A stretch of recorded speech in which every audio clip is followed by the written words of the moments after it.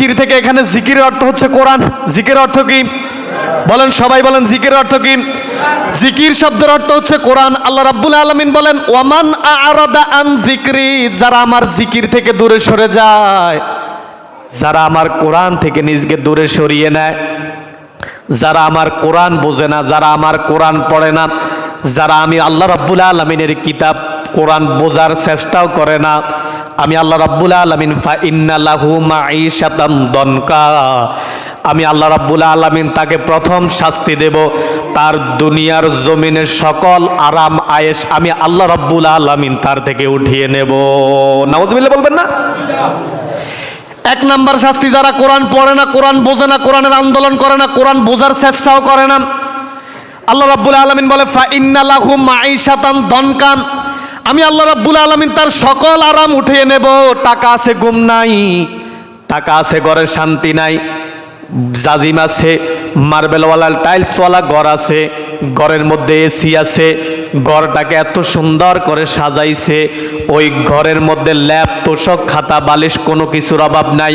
আল্লাহ রাব্বুল আলামিন বলেন ঘুমানোর জন্য এত কিছু তুমি তৈরি করলা, আমি আল্লাহ রাব্বুল আলামিন তোমার চোখ থেকে আমি ঘুমটাকে উঠায়া নেব। নাউজুবিল্লাহ বলবেন না? আছে না কিছু মানুষ, আছে না টাকা পয়সা বাড়ি গাড়ি ধন সম্পদ কিছুর অভাব নাই, কিন্তু ঘরে শান্তি নাই, আছে না? আবার কিছু মানুষ আছে টাকা নাই পয়সা নাই, গরিব অসহায়, কিন্তু যখন বিছানার সাথে তার পিঠ লাগায় সাথে সাথে ঘুম, আছে না? আল্লাহ রাব্বুল আলামিন বলে শুধু তোমার ঘুম উঠায়া নেব না, ফা ইন্না লাহু মাঈশাতান দনকার ব্যাখ্যা হচ্ছে এক নম্বর, তোমার সকল আরামায়ের শেষ, তোমার খাবারের মধ্যে বরকত নাই, টাকার মধ্যে বরকত নাই, শরীরের মধ্যে শান্তি নাই, ঘরের মধ্যে তোমার স্ত্রী তোমার কথা শোনে না, তোমার মেয়ে তোমার কথা শোনে না, তোমার ছেলে তোমার কথা শোনে না, তুমি বলে একরকম তোমার স্ত্রী বলে আরেক রকম, তুমি বলে একরকম তোমার মেয়ে বলে আরেক রকম। আমি আল্লাহ রাব্বুল আলামিন আমার কোরআন পড়ো নাই, আমার কোরআন বোঝো নাই, এই জন্য আমি আল্লাহ রাব্বুল আলামিন তোমার সব শান্তিকে উঠিয়ে নিলাম। নাউজুবিল্লাহ বলবেন না? টাকা পয়সার অভাব নাই, ব্যাংক ব্যালেন্সের অভাব নাই, ছেলে মেয়ের অভাব নাই, দাপটের অভাব নাই, আল্লাহ রাব্বুল আলামিন বলে তার বাহ্যিক চোখ থেকে তুমি সব দেখো, তার কোনো কিছুর অভাব নাই, কিন্তু তার ভিতরের খবর তো তুমি জানো না। আমি তোমার এমন রব, আমি তোমার এমন আল্লাহ, তার অন্তরের ভিতর, তার কলবের ভিতর, তার দেহের ভিতর আমি আল্লাহ রাব্বুল আলামিন তার জন্য শান্তি রাখি নাই। নাউজুবিল্লাহ বলবেন না? এমন রোগ আমি আল্লাহ তাকে দিলাম, এমন অসুস্থতা আমি আল্লাহ তাকে দিলাম, পৃথিবীর কোনো ডাক্তার, পৃথিবীর কোনো ঔষধ, পৃথিবীর কোনো মানুষ তাকে আর বাঁচানোর কোনো সুযোগ না। ওই যে তুমি আমার কোরআন থেকে মুখ ফিরে আনিস, ফা ইন্না লাহু মাঈশাতান দনকা, তুমি তোমারই বড় মনে করছো, আমি আমাকেই বড় মনে করছি। এই কোরআনটা আমি পড়ি নাই, এই কোরআনটা বুঝি নাই, এই কোরআনটা বোঝার জন্য কোনোদিন চেষ্টাও করি নাই। এই যে কোরআন, আমার আপনার প্রত্যেকের ঘরে কোরআন আছে, আছে না? কথা কন না, আছে না? কিন্তু কোরআন পড়ার মতো লোক নাই। দুর্ভাগ্যের বিষয় হচ্ছে কোরআন পড়ার মতো লোক নাই, কোরআন পড়ার মতো লোক তৈরিও করি না, সন্তানকে কোরআন পড়ার জন্য বলিও না। মা দিনের 10টা পর্যন্ত ঘুমায়, বাবা দিনের 9টা পর্যন্ত ঘুমায়। এখন যেই ঘরে মা বাবা 10টা পর্যন্ত ঘুমায়, ওই ঘরের সকালবেলায় সন্তান মক্তবে আসার কোনো সম্ভাবনা নাই। আজকে মক্তবগুলা খালি, মক্তবগুলায় সকালবেলা বাচ্চা নাই। কোথায়? সারা রাত পড়ছে এখন ঘুমায়। কোথায়? সকালবেলা তার প্রাইভেট, সকালবেলায় তার কিন্ডারগার্টেন। আপনি সব জায়গায় পড়ান, বাংলা, ইংরেজি, গণিত, সব কিছুর আমাদের প্রয়োজন আছে, কিন্তু সব কিছুর আগে যেটার প্রয়োজন সেটার নাম হচ্ছে কোরআন। সেটার নাম কি? কোরআন। এই কোরআন আপনি আপনার সন্তানকে শিক্ষা দেন, এই সন্তান কখনো টেন্ডারবাজ হবে না। কোরআন সন্তানকে শিক্ষা দেন, সন্তান কখনো চাঁদাবাজ হবে না। কোরআন সন্তানের হাতে তুলে দেন, ওই সন্তান কোনোদিন মা বাবাকে ঘর থেকে ধাক্কা দিয়ে বের করে দিবে না। ওই কোরআন সন্তানকে শিক্ষা দেন, ওই সন্তান কোনোদিন বৃদ্ধ অবস্থায় মা বাবাকে বোঝা মনে করবে না, ঠিক কি না? কিন্তু আজকে কোরআন পড়তে পারে না, ওই সন্তান বৃদ্ধ অবস্থায় বাবা মাকে বোঝা মনে করে। ওই সন্তান বৃদ্ধ অবস্থায় মা বাবাকে ধমক দিয়ে কথা বলে। আমি নাম বলবো না। আজকে সকালবেলায় আমি যখন তার চোখের দিকে তাকালাম, চোখ দিয়া টলমল টলমল করে পানি আসছে। সন্তান, বাবা বুড়া হয়ে গেছে বোঝা। আছে না এমন কিছু ঘর? আছে না? আছে। তুমি সন্তান, তোমার স্ত্রী তোমার বাপের সাথে ধমক দিয়া কথা বলে, তোমার বাপেকে তুচ্ছ-তাচ্ছিল্য করে কথা বলে। মানুষ আমরা, আমাদের সবার ভুল আছে। ভুল যে আমার ভিতর না এই কথা আমি বলি না, আমার ভিতর ভুল আছে, আমাদের ভিতর ভুল আছে। আমরা মানুষ, ভুল তো আমাদেরই হবে। আমি আমার চেহারা আয়না ছাড়া দেখি না, আপনি আমার জন্য আয়না। আপনার চেহারা আপনি আয়না ছাড়া দেখেন না, আমি আপনার জন্য আয়না। এখন আয়নার কাজ হচ্ছে আপনি যেইভাবে আয়নার সামনে দাঁড়াবেন ওইভাবে আয়নার মধ্যে আপনার মুখ দেখা যাবে, নাকি ব্যতিক্রম? এখন আয়না, আপনি আমার একটা ভুল পাইলেন, আমার ভুলটাকে আপনি এত বড় করে দেখলেন, আর যখন আমি আপনার ভুলটাকে বললাম আপনি আমাকে ধমক দিয়ে বলেন মিয়া আপনার মতো লোক আমার ভুল ধরে। এমন সমাজে লোক আছে না নাই? এমন লোকের অভাব নাই। আমার ভুল হলে আপনি আমার আয়না, আপনি আমাকে সংশোধন করবেন। আপনার এই জায়গায় ভুল হয়েছে, কেন জানি কেমন হচ্ছে, আমি আপনার ভুল দেখতেছি ভাইজান, এখানে মনে হয় একটু সংশোধন হওয়া দরকার। এটাই হচ্ছে ইসলাম, এটাই হচ্ছে ইমানদার। আল্লাহ রাব্বুল আলামিন বলে প্রথমে তার জাগতিক সব শান্তি আমি আল্লাহ উঠায় নেব, এরপর দ্বিতীয় নম্বর শাস্তি আমি আল্লাহ রাব্বুল আলামিন যে তাকে দেব। ওয়ানাহশুরুহু ইয়াউমাল কিয়ামাতি আমা, যারা আমার কোরআন পড়তে পারবে না, যারা আমার কোরআন বুঝবে না, যারা কোরআন বোঝার জন্য চেষ্টাও করবে না, তাদের দুই নম্বর শাস্তি হচ্ছে আমি আল্লাহ রাব্বুল আলামিন তোমাদেরকে বললাম ওয়ানাহশুরুহু ইয়াউমাল কিয়ামাতি আমা, আমি আল্লাহ রাব্বুল আলামিন যখন তাকে এই পৃথিবী থেকে উঠাবো, যখন ইসরাফিল আলাইহিস সালাতু ওয়াস সালাম সিংহায় পু দেবে, ওই কিয়ামতের ময়দানে যখন মানুষগুলা দৌড়ানো শুরু করবে, ওই সময় মানুষগুলাকে কবর থেকে আমি আল্লাহ অন্ধ করে উঠাবো। নাউজুবিল্লাহ বলবেন না? আপনি আজকের দিকেই তাকান, এই যে 10টা 39 মিনিট অথবা 40 মিনিটে যে একটা ভূমিকম্প হয়েছে, হয় নাই? কতক্ষণ হয় নাই? এই যে 10টা 39 মিনিটে আল্লাহ একটা ভূমিকম্প দিলেন, পৃথিবীর কোনো মানুষ পরিকল্পনা করে নাই, পৃথিবীর কোনো রাজা বাদশাহ পরিকল্পনা করে নাই, পৃথিবীর কোনো মা পরিকল্পনা করে নাই একটু পর ভূমিকম্প হবে। পৃথিবীর কোনো মানুষ পরিকল্পনা করে নাই, আমার আল্লাহ আরশে আজিম থেকে পরিকল্পনা করলেন। সুবহানাল্লাহ পড়েন। আমার আল্লাহ আরশে আজিম থেকে পরিকল্পনা করলেন। আমার আল্লাহ রাব্বুল আলামিন বলেন ওয়া মাকারু ওয়া মাকারাল্লাহি ওয়াল্লাহু খায়রুল মাকিরিন। আমি তোমার এমন রব, আমি তোমার এমন আল্লাহ, আমি তোমার এমন আইনদাতা, আমি তোমার এমন হুকুমদাতা, তুমি আল্লাহ আমার ইসলামের বিরুদ্ধে আমার কোরআনের ভিতর করো ষড়যন্ত্র, আর আমি আল্লাহ রাব্বুল আলামিন সব ষড়যন্ত্রগুলোকে রুখে দিয়া আমার কোরআনটাকে সত্য হিসেবে তোমার জন্য পাঠিয়ে দিলাম। সুবহানাল্লাহ পড়ে। এই যে ভূমিকম্প হলো, ভূমিকম্প মাপার যন্ত্রের নাম হচ্ছে রিখটার স্কেল। এই যে আজকে যেই ভূমিকম্পটা হলো, আমরা যারা অনুমান করছি, আপনি একটু চিন্তা করেন, সামান্য 3 সেকেন্ডের ভূমিকম্প হলো। আমি যখন ঘরের মধ্যে ছিলাম, আমি আমাকেই দিয়া বলে আপনার কথা বাদে দিলাম, কি আপনি উপলব্ধি করলেন? আমি আমার মায়ের খাটের মধ্যে শোয়া ছিলাম, আমার মা আমার পাশে বসা ছিল, হঠাৎ করে দেখি খাট কাঁপছে। এই সামান্য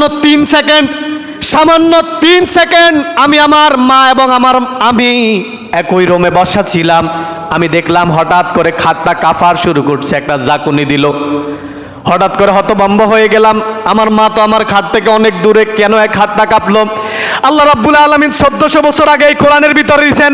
আল্লাহ রাব্বুল আলামিন বলেন এমন একটা ভূমিকম্প দিব, এমন একটা কিতাব, এমন একটা গ্রন্থ, যেই গ্রন্থের ভিতর আমি আল্লাহ কোনো কিছু বাদ দেই নাই। আজকে ভূমিকম্প হয়েছে, এই ভূমিকম্পের কথা আল্লাহ রাব্বুল আলামিন 1400 বছর আগে এই কোরআনের ভিতর কোট করে দিলেন। সুবহানাল্লাহ পড়ে। আল্লাহ রাব্বুল আলামিন বলে সূরাতুল জিলজাল, ইযা যুলজিলাতিল আরদু জিলজালাহা ওয়া আখরাজাতিল আরদু আথকালাহা ওয়া ক্বালাল ইনসানু মা লাহা। আল্লাহ রাব্বুল আলামিন বলেন এই ভূমিকম্পের কথাও তো আমি এই কোরআনের ভিতর বললাম। ইযা যুলজিলাতিল আরদু জিলজালাহা, এমন একটা ভূমিকম্প আমি আল্লাহ পৃথিবীর মধ্যে দেব কিয়ামতের আগে, যেই দিন আমি আল্লাহ পৃথিবীটাকে লণ্ডভণ্ড করে দিব, যেই দিন এই পৃথিবীটাকে ধূলিসাৎ করে দিব, যেই দিন এই পৃথিবীটাকে শেষ করে দেব, আজকে সামান্য 3 সেকেন্ডের ভূমিকম্প পৃথিবীর মানুষের ভিতর ভয় ঢুকে গেল, পৃথিবীর মানুষের ভিতর ভয় ঢুকে গেল।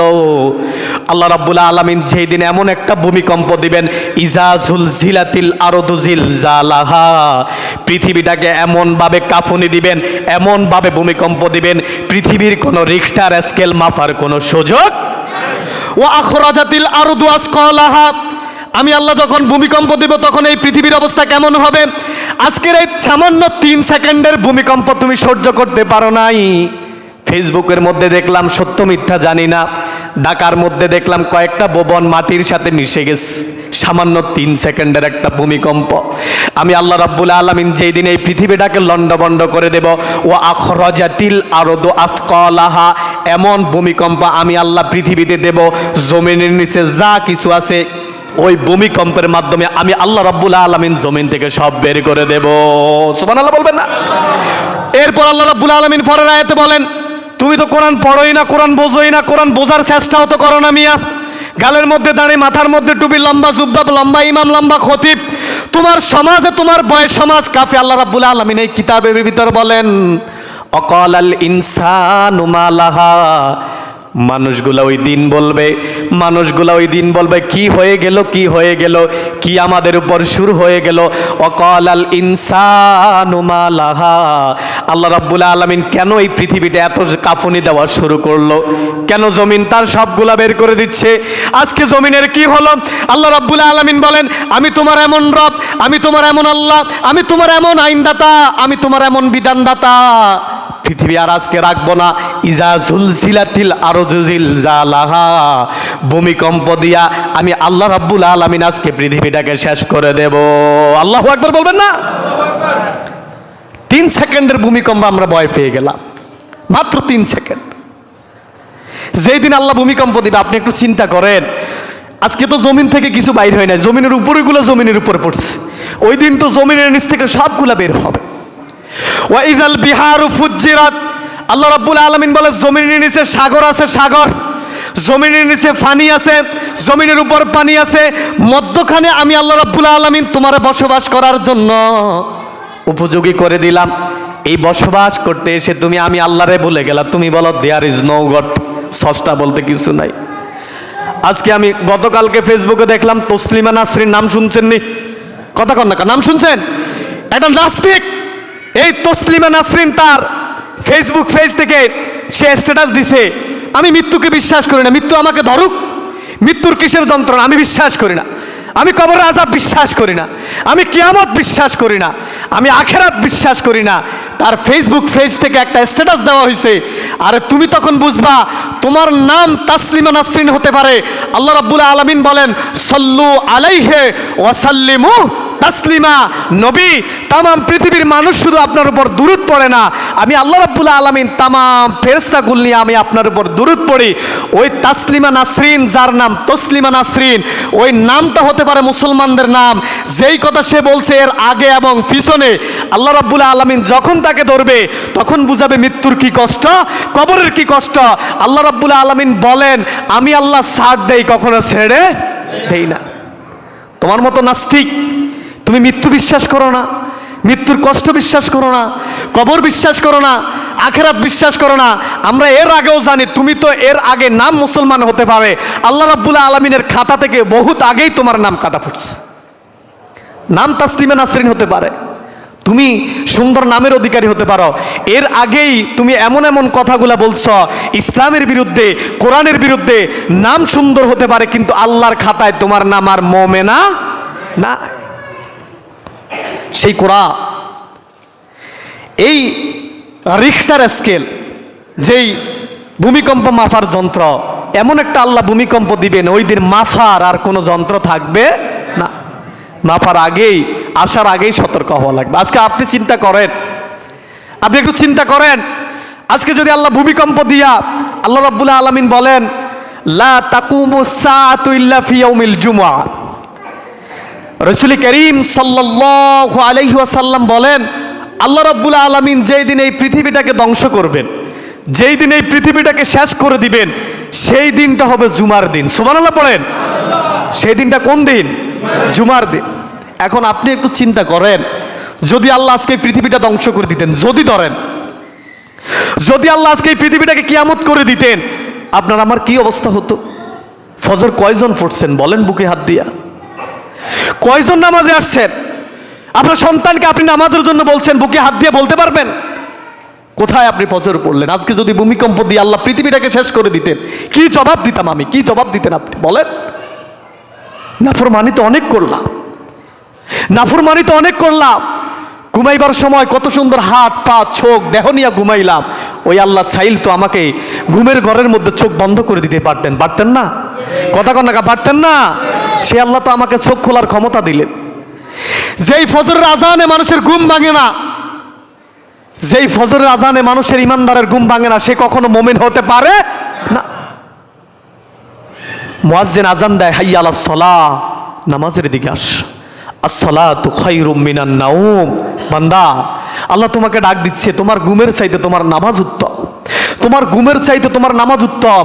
হয়তো হতে পারে আগামী ফজরের নামাজ তুমি আর পাবা না, এই ফজরের নামাজ তোমার জন্য শেষ। আসসালাতু খায়রুম মিনান নাওম। আগামীকাল ফজরের আজান আবার মুয়াজ্জিন দিবে মসজিদ থেকে, কিন্তু তোমার কানে সেই হয়তো এই আজানের শব্দ আর আসবে না। এরপরেও তো তুমি নামাজে আসো। ঘুমাইয়া কাজা করেছো ফজর, তখনই জাগুনি যখনই জহর, হেলায় খেলায় কেটেছে আসর। মাগরিবের ওই শুনি আজান, এখনো জমাতে হওরে শামিল, এখনো এর সাথে আছে স্থান। বাজিছে দামামা বাদরে আমামা, শিরুসু করে মুসলমান। দাওয়াত এসেছে নয়া জামানায়, বাঙা কেল্লায় ওরে নিশান। সুবহানাল্লাহ পড়ে। ঘুমের ঘরে শেষ করে দিছে ফজর, ঘুমের ঘরে কাটাইয়া দিছে ফজর। রাতের বেলায় দোকান বসে বসে আড্ডা দিছো 12টা পর্যন্ত। এমন কিছু লোক আছে না নাই? দোকানে পর্যন্ত আড্ডা দিছ। তোমার যখন নামাজের জন্য বলে, তোমার কোমরে ধরা, মাথায় ধরা, পায়ে ধরা, তোমার বাতে ধরা, কত ধরা তোমার শরীরের ভিতর তখন এসে যায়। ঘুমাইয়া কাজা করেছো ফজর, তখনই জাগনি যখনই জহর। ঘুমাইয়া তো কাটাইয়া দিছো ফজর। জোহরের সময় এই তো আসতেছে শীতকাল, অনেক মানুষ উঠবেও না, আছে না? খেলায় খেলায় কেটেছে আসর। দোকানে বসে, সমাজে বসে, বিচারে বসে, দরবারে বসে কাটাইয়া দিছো আসর। মাগরিবের ওই শুনি আজান, এখনো জামাতে আছে স্থান, এখনো এর সাথে হওরে শামিল। বাজিছে দামামা বাদরে আমামা, শিরুসু করে মুসলমান। দাওয়াত এসেছে নয়া জামানায়, বাঙা কেল্লায় উরে নিশা। নামাজ তো তুমি কাটাইয়া দিচ্ছ হেলায় খেলায়। জোহরের নামাজ কাটাইয়া দিলা ঘুমে, মাঠে কাজ করতে গিয়া। আসরের নামাজ কাটাইয়া দিলা মাঠে খেলাধুলা করতে, ছেলে মেয়ে নাতিদেরকে নিয়ে খেলাধুলা করতে। মাগরিবের সময় বাজারের মধ্যে কাটাইয়া দিলা, এশারের সময়টা দোকানে আড্ডা দিয়া কাটাইয়া দিলা। এই তো তোমার দিন, এই তো আমার আপনার দিন চলে যাচ্ছে। আল্লাহ রাব্বুল আলামিন বলে, ইন্না বাতশা রাব্বিকা লাশাদীদ। আমি তোমার এমন রব, আমি তোমার এমন আল্লাহ, যেই দিন তোমারে ধরব পৃথিবীর কেউ তোমাকে আমার হাত থেকে বাঁচাতে পারবে না। সেই দিন ধরবো, সেই দিন বুঝবা। এরপর আসেন আমাদের আলোচনার মূল আলোচ্য বিষয়, যেটা আল্লাহ রাব্বুল আলামিন বলে, তার দুনিয়ার সব শান্তি আমি আল্লাহ উঠায় নেব।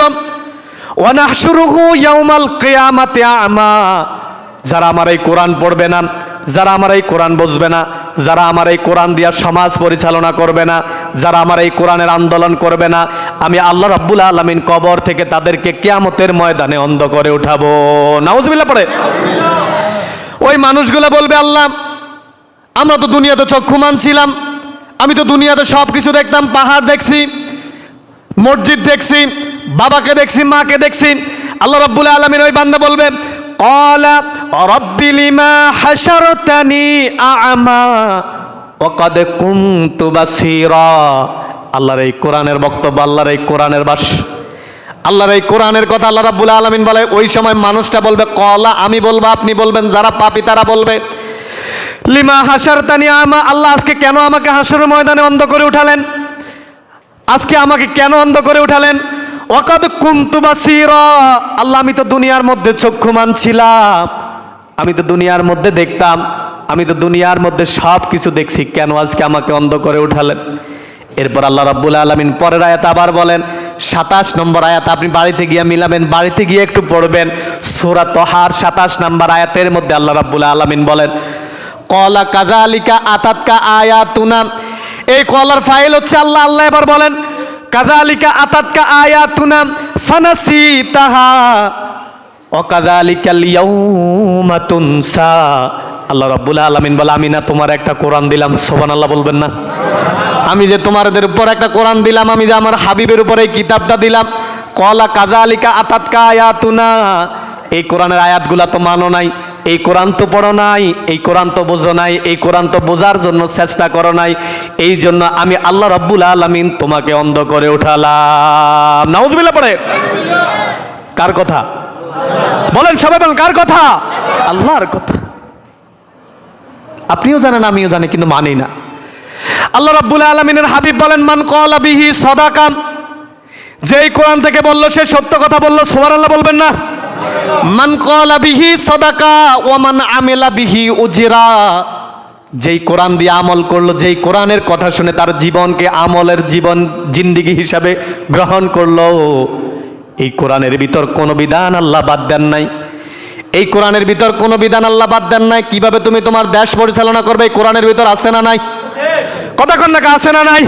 কিভাবে তুমি তোমার স্ত্রীকে চালাবা, কিভাবে তুমি তোমার পরিবারকে নিয়ন্ত্রণ করবা, কিভাবে তুমি বিচার কার্য পরিচালনা করবা, এই কোরআনের ভিতর আছে না নাই? ওয়ামান আমিলা বিহি উজরা। যেই কোরআন অনুযায়ী আমল করলো সে সত্য আমল করলো। ওয়ামান হাকামা বিহি আদালা। যেই কোরআন দিয়া বিচার করলো সে সঠিক বিচার করলো। সুবহানাল্লাহ পড়ে। এখন কোরআনের বিচার তো নাই, কোরআনের বিচারটা কেমনে হইল? কোরআনের বিচার যদি থাকতো, জেনা করলে তারে পাথর মারা হতো। কোরআনের বিচার যদি থাকতো, সে যদি বিয়াতা হতো, সে যদি বিয়া একবার করছে, যদি জেনায় ধরা খেত, আল্লাহ রাব্বুল আলামিনের এই কোরআনের বিধান হলো তাকে পাথর মেরে নিক্ষেপ করে হত্যা করো। বাংলাদেশের 54 বছরের পর, স্বাধীনতার 54 বছরের পর এমন একটা বিধান আমাদের দেশে হইছে? কথা কন না, হইছে? হয় নাই। আল্লাহ রাব্বুল আলামিন বলেন, এই কোরআনের বিচার হচ্ছে, যদি কোনো মানুষ বিয়ে করার পর জেনা করতো, তার জনসম্মুখে সমাজের যিনি নেতা হতেন, সমাজের যিনি বিচারক হতেন, অথবা রাষ্ট্রীয়ভাবে ওই জেনাখোরকে, যে জেনা করছে, বিয়ে করার পর যে জেনা করবে, এই কোরআনের শাস্তি হচ্ছে ওই জেনাকারী ব্যক্তিকে প্রকাশ্যে পাথর মেরে নিক্ষেপ করা লাগবে, হত্যা করা লাগবে। ঠিক না? এরপর যারা বিয়ে করে নাই, যারা যুবক শয়তানের দোকায় পড়ে, অন্যায়ভাবে হোক যেইভাবে হোক, সুন্দরী নারী, বিশ্বনবী বললেন, ওয়াদাতুহু ইমরাতুন যাতু মানসিব ওয়া জামালিন ফাকালা ইন্নী আখাফুল্লাহ। বিশ্বনবী বলেন, কোন পুরুষ যদি, কোন যুবক যদি কোন সুন্দরী নারীর ডাকে সাড়া দিয়া কুকর্মের সাথে লিপ্ত হয়ে যায়, আল্লাহ রাব্বুল আলামিন এই কোরআনের ভিতর বলেন, বিশ্বনবী বলছে, যদি কোনো পুরুষ, যদি কোনো যুবক যৌবন বয়সে তার যৌবনের গরমে যদি কোনো নারীর সাথে অপকর্মে লিপ্ত হয়, তার শাস্তি কি হবে? আল্লাহ রাব্বুল আলামিন বলে, তাকে প্রকাশ্যে বিচারক 80টা বেত দিয়া তাকে ছেড়ে দেবে।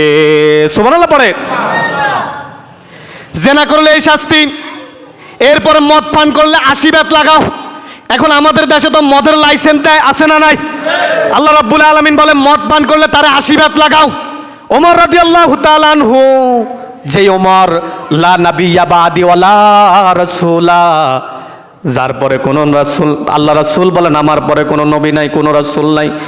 লাউ কানা বাদি নাবিয়্যুন লাকানা ওমর, আমার পরে যদি কেউ নবী হতো, আল্লাহ রাব্বুল আলামিন সেই মর্যাদা ওমরকে দিতেন। সুবহানাল্লাহ পড়ে। সেই ওমরের সন্তান ছিল আবু শাহমা। কি নাম বলেন? সবাই বলেন, কি নাম? আবু শাহমা। আবু শাহমা একদিন মদ পান করলেন। মদ পান করার পর একটা নারীর সাথে সে অপকর্মে লিপ্ত হয় নাই। নারীকে কোনো কাজের জন্য ডাক দিলেন, অথবা মদ খাওয়ার পর একটু মাতলামি করলেন। রাষ্ট্রের প্রেসিডেন্টের কাছে বিচার আসছে, ওমর এই জায়গায় বসে তুমি বিচার করো, আর ওই দিকে তোমার ছেলে মদ পান করে বসে আছে, মাতলামি করতেছে। এখন তুমি তোমার সন্তানের কি বিচার করবা? আমি যদি হতাম, আমি আমাকে বলে আপনারটা বাদ দিলাম, আমি আমার সন্তানকে, আমি আমার ভাইকে, আমি আমার বাবাকে কিভাবে বাঁচাইতাম, ওই হেয়ার বের করতাম। ঠিক কি না? ওমর রাদিয়াল্লাহু তাআলা আনহু বলে, তারে আনো আমার রাজ দরবারে। সে আমার সন্তান, ঘরে গেলে আমি তার বাবা। কিন্তু রাজদরবারের চেয়ারে যখন আমি বসছি, এই বিচারকের চেয়ারে যখন আমি বসছি, সে আমার সন্তান নয়, সে আমার রাজ্যের প্রজা, আমি রাজা। সুবহানাল্লাহ বলবেন না? তারে আনো আমার কাছে। আনার পর ওমর বললেন, আবু শাহামা তুমি কি মদ পান করছ? বলে, বাবা আমি নাবিজ খাইছি। নাবিজ কি?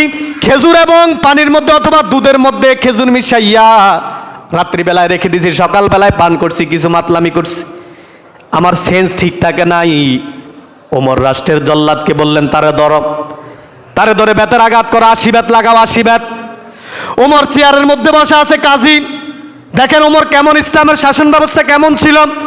ওমর চেয়ারের মধ্যে বসা, জল্লাদকে বললেন, কাজীকে বললেন, তারা 80 বেত লাগাও।